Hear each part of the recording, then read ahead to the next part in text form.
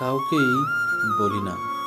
ভয়ঙ্কর সব বেদনা যেন আমার।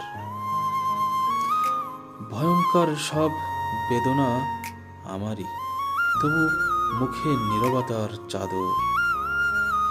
সব কষ্ট শব্দ হয়ে উঠতে কিন্তু জানে না।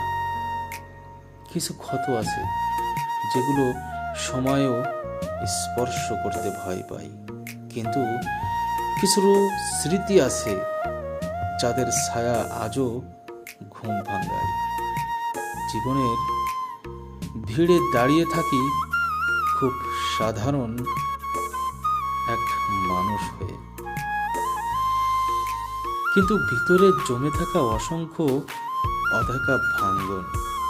হাসি আসে, কখনো তাতে উষ্ণতা থাকে না, শুধু অভ্যাসের মতো ঠোঁট একটু নড়ে ওঠে। এভাবেই দিন যায়, অদৃশ্য ব্যথা ভার নিয়ে। কারণ ভয়ঙ্কর সব বেদনাই যেন আমার, তবুও আমি কাউকেই বলি না।